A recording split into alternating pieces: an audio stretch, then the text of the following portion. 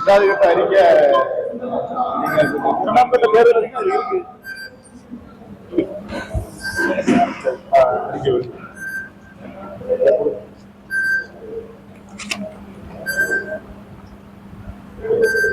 அந்த படம் மாறுதலா இருக்க வேண்டாமா? போன வட்டம் உள்ள படம் மாதிரியே இருக்கும். நம்ம ரெண்டு பேரும் இது பண்ணோம்.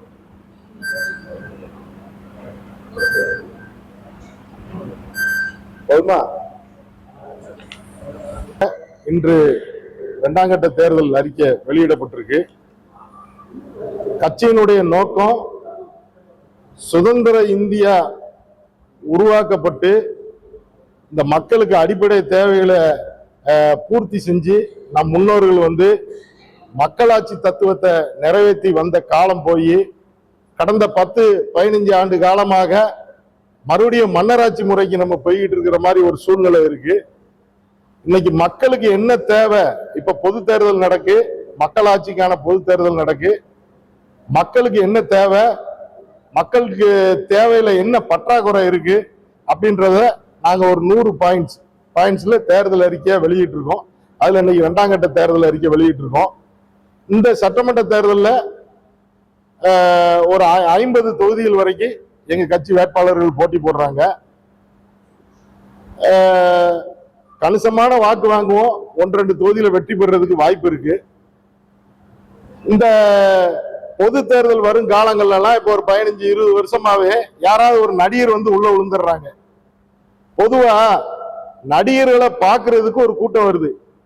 அந்த கூட்டம் வாக்கா மாறுதோ மாறலையோ, கற்ற நல்ல படித்த இளைஞர்களும் ஒரு 45 வயது 50 வயது கடந்தவர்களும் கற்றவர்கள் தான் இருக்காங்க. அரச நிர்வாகம் பண்றதுக்கு சாதாரண ஒரு இடத்துக்கு போகும்போதே கூட்டம் அதிகமா வரும்போது அவங்க எப்படி அரச நிர்வாகம் பண்ண முடியும்? இப்படி அரசு சரியா நிர்வாகம் செய்யாம தான். அரசுன்னா யாரு? அதிகாரிகள். மக்களால் தேர்ந்தெடுக்கப்பட்டு போறவங்க அதிகாரிகளை செம்மையா நிர்வாகம் பண்ணணும். இல்லைன்னா அதிகமான வரி கட்ட வேண்டி இருக்கு. இன்னைக்கு அதிகமான வரி கட்ட வேண்டி இருக்கு. எல்லாரும் கடனுக்கு உள்ளாக வேண்டி இருக்கு. எல்லா விலைவாசியும் ஏறி இருக்கு.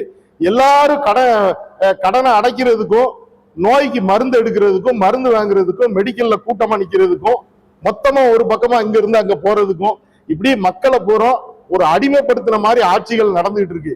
மக்களாட்சி முழுமையா நடைபெற்ற மாதிரி எங்க வியூல தெரியல.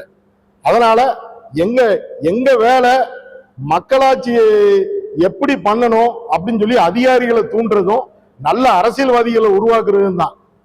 கடந்த தேர்தலில் கடந்த 5 ஆண்டுக்கு முன்னால கமலஹாசன் அவர்கள் வேகமா வந்தாங்க, ஒரு பரபரப்பு கொடுத்தாங்க.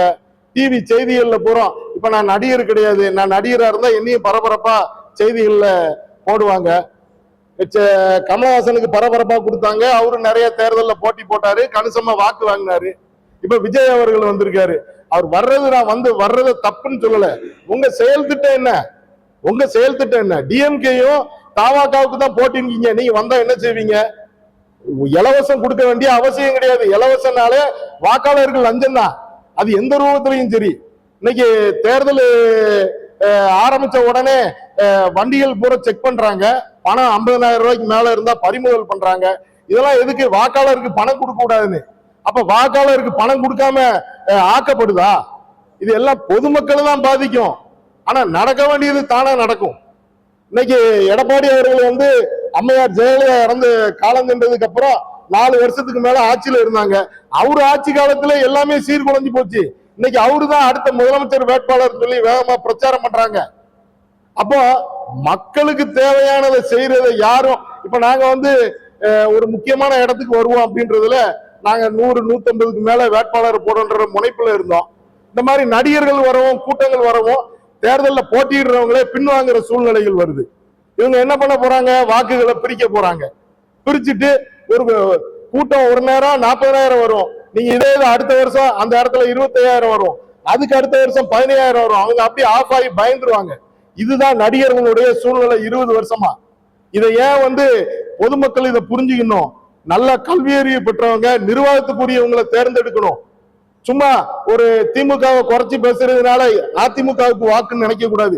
இப்ப நாங்க நிக்கிற தொகுதியில கிட்டத்தட்ட 30-40 தொகுதி ஜெயிச்சாலுமே எங்களுடைய ஆதரவு இல்லாம ஆட்சி அமைக்க முடியாது. மக்கள் சிந்திக்கணும். எங்களுக்கு இந்த தேர்தலில் வாக்களிக்கணும். வாக்களிச்சு எங்க வேட்பாளர் பூரா வெற்றி பெற செய்யணும் அப்படின்றது எங்களுடைய கோரிக்கை. கேள்வி இருந்தா கேள்வி. வேற சொன்னது சொல்லுங்க. அதே மாதிரி இன்னொரு எங்களுடைய தொலைநோக்கு பார்வை, அம்மையார் ஜெயலலிதா வந்து 2011 ஆட்சியில இருக்கும்போது மறுபடியும் 2016 ஆட்சிக்கு வராங்க. மக்களை பத்தி யாரு சிந்திச்சா? 10 வருஷம் ஆட்சியில இருந்தாங்க. 10 வருஷம் ஆட்சியில இருந்தாங்க. சாத்தாங்குளத்துல 2 பேர் படுகொலை செஞ்சு இறந்தாங்க. ஸ்டெர்லைட் துப்பாக்கி சூடு நடந்துச்சு. மக்களை யாரு தேர்தலோட தானே சிந்திக்காங்க இவங்க மக்களை. ஏன் அந்த சூழ்நிலை ஏன் வருது? மக்கள் வந்து பணத்துக்கு வாக்களிக்காங்க அப்படின்ற ஒரு எண்ணத்தை இந்த 2 பெரிய கட்சிகளும் ஏற்படுத்தி வச்சிருக்காங்க. அப்போ ஒரு கட்சி ஆட்சி தொடர்ந்தா அதிகாரிகள் மாற மாட்டாங்க. உண்மையான மக்களாட்சி அங்க இருக்காது. ஒரு சாதாரண விஷயம், நீங்க ஒரு பட்டா மாறுதல் பண்ண முடியாது. ஒரு இடத்துல சின்ன ஒரு டிஸ்பியூட் இருந்தா அதை தீர்க்க முடியாது. எனக்கே இருக்கு. நான் 8 வருஷமா போராடுறேன். எந்த VO, tahsildar, sub collector, collector யாருமே துரிதமா வேலை செய்யறதே கிடையாது. அவங்க அமைச்சர்களுக்கும் முதலமைச்சர்களுக்கும் தான் பணிவா இருக்காங்க, டிரான்ஸ்பர் பண்ணிடக்கூடாதுன்னு சொல்லி. அப்போ இந்த மாதிரி ஆட்சி தொடர்ந்தா என்ன நடக்கும்? அப்போ எங்களுக்கு ஆதரவு தெரிவிச்சு எங்க கட்சி வேட்பாளர்களை வெற்றி பெற செய்யணும்னு பணிவன்போடு கேட்டுக்கொள்கிறேன் வாக்காளர்களை. வந்து தேர்தல் ஆணையம் தானே எல்லாம் வேலை பார்க்கு.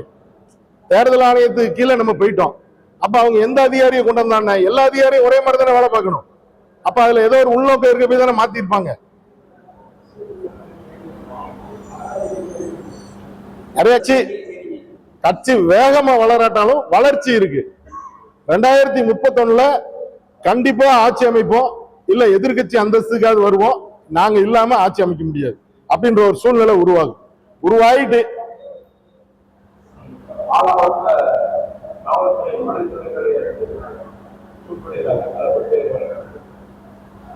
உங்களுக்கு காவல்துறையா இருந்தாலும் 2 பேர் வாக்கு சண்டை வரும்போது அது தனிப்பட்ட சண்டையாயிரும்.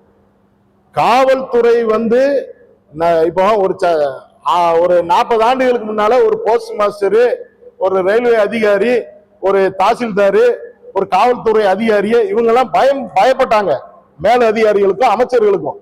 இன்னைக்கு அமைச்சர்களுக்கு யாருமே பயப்படுறது இல்லை. ஏன்னா அமைச்சர்களுக்கு வந்து அமைச்சர்களுக்கு வேண்டிய ஆனா அவங்க எங்க வேணாலும் மாறுதல் பண்ணிக்கலாம். எல்லாத்துக்குமே ரேட் இருக்கு. இதெல்லாம் எப்ப மாத்த போறாங்க இந்த மக்கள்? நீங்க கூட்டம் கூட்டமா இப்படி நடிகர் பின்னால போய் என்னைக்கு நீங்க மாற போறீங்க? எல்லாத்துக்கும் ரேட் இருக்கு. ஆர்டிஓக்கு ரேட் இருக்கு, எஸ்பிக்கு ரேட் இருக்கு, கலெக்டருக்கு ரேட் இருக்கு. இந்த ரேட்லாம் எடப்பாடி ஆட்சி காலத்துல தான் வந்துச்சு. எடப்பாடி பழனிசாமி அவர்கள் ஆட்சி காலத்துல தான் வந்துச்சு. அவருக்கு வெறும் எடப்பாடின்னு சொன்னா கோவம் வருது. அது உண்மைதான், அவர் பேரை சொல்லணும். அவரு காலத்துலதான் எல்லாருக்குமே விலை அதிகமா நிர்ணயம் பண்ணப்பட்டுச்சு. இன்னைக்கு அது தொடருது. இளைஞர்கள் வந்து நீங்க என்ன முடிவு எடுக்க போறீங்க?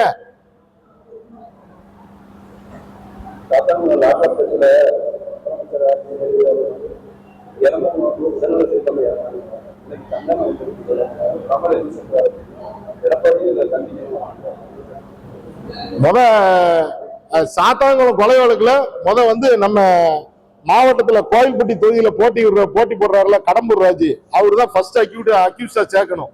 அது மட்டும் இல்ல, தூத்துக்குடி துப்பாக்கி சூட்லயே அவரு தான் அக்யூஸ்டா சேர்க்கணும். இந்த ஊர்ல 2 ஜாதிக்கு சண்டை வந்தா ஸ்டெர்லைட்டை ஓட்டிடலாம், ஸ்டெர்லைட்டை மறுபடியும் ஓட்டிடலாம், அந்த பிரச்சனையை தீர்த்திடலாம்னு சொல்லி அப்பாவி ஒருத்தரை வந்து திரேஸ்புரத்துல சுட்டு கொண்டாங்க. அப்போ அவர் மறுபடியும் அமைச்சராவோ அந்த ஆளுங்கட்சி வந்து ஆட்சிக்கு வந்துச்சுன்னா அப்ப மக்களுக்கு என்ன மரியாதை இருக்கும்? மக்கள் தான் இதை சிந்திக்கணும்.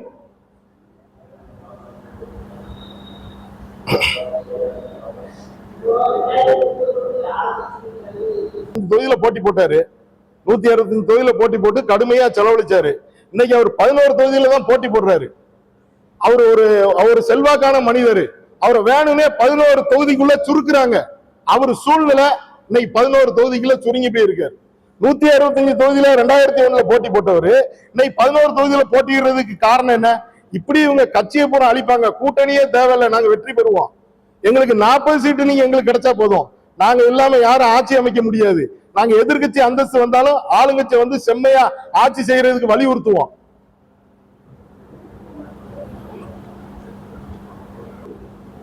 இப்போ 100 தேர்தல் அறிக்கை கொடுத்துருக்கோம்.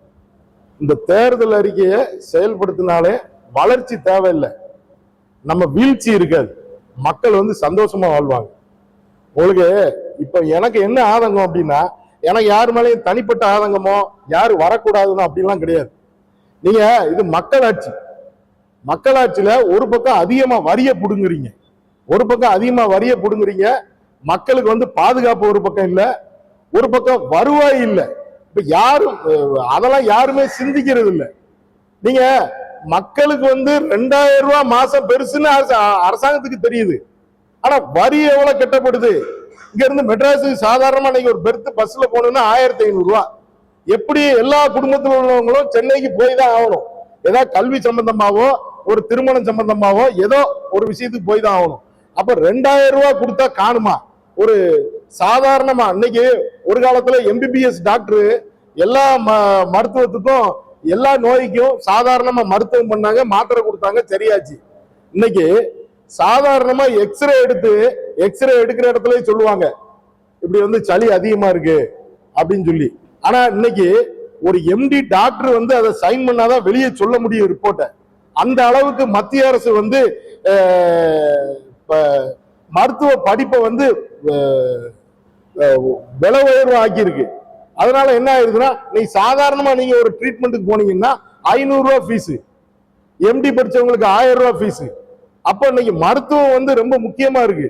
அதனால மாநில அரசு எல்லா மக்களுக்கும் மருத்துவம் இலவசமா கொடுக்கணும், அது எங்களுடைய நோக்கம். அந்த மாதிரி எங்க அறிக்கையில உள்ளதை வந்து செஞ்சாலே பொதுமக்களுக்கு வந்து நன்மை இருக்கும் அப்படின்றதுதான். இது குறிப்பிட்டு ஒவ்வொரு ஏரியாவை சொல்லணும்னு அவசியம் கிடையாது, ஏன்னா அவ்வளவு விஷயம் இருக்கு அந்த 100 அறிக்கைகள்ல. ஏன்னா நீங்க கேட்டது சரியா கேட்கல, நான் தப்பா சொல்லிட்டேன்னா அது கேட்டதுக்கு.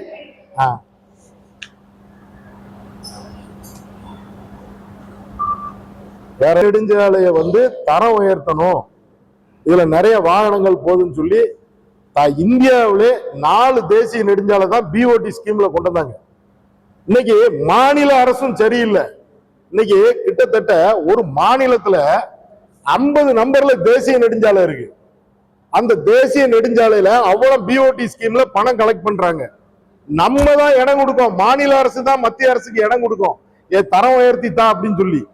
அதனால நீங்க இப்போ சுங்கச்சாவடிய நீங்க செலுத்தினாதான் அந்த ரோட்ல போக முடியும்.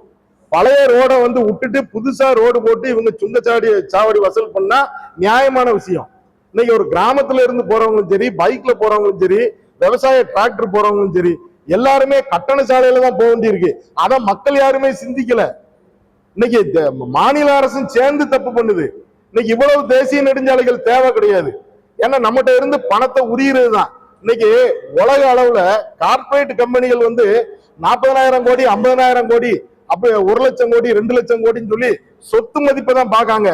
அதே மாதிரிதான் டோல்கேட் எடுக்கிற கம்பெனி, அதே மாதிரிதான் மக்கள்கிட்ட வந்து ஈடுபாடா இருப்பான். ஒரு சாப்பாடு சப்ளை பண்ற கம்பெனி, ஒரு எலக்ட்ரானிக் துறை, சர்வீஸ் பண்ற துறை, எல்லாருமே மக்கள்கிட்ட இருந்து சர்வீஸாவும் பணமாவும் கலெக்ட் பண்ற வேலையை நடந்துட்டு இருக்கு. இது மத்திய அரசு மாநில அரசு இடம் கொடுக்கு. நான் வந்து இதெல்லாம் தேவைதான், இடம் கொடுக்கணும், ஆனா மக்கள்கிட்ட இருந்து கொஞ்சமா பறிக்கப்படணும். அதுதான் எங்களுடைய ஆதங்கம். வேற எது கேள்வி இருக்கா?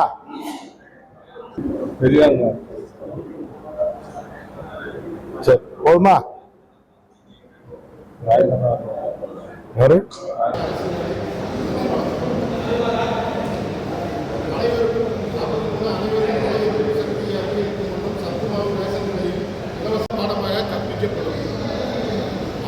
மது மற்றும் கஞ்சா ஒழிப்பு பிரச்சார விழிப்புணர்வு ஊர்வலங்களுக்கு பள்ளி மற்றும் கல்லூரி மாணவர்களை ஈடுபடுத்த அரசு அனுமதிக்காது.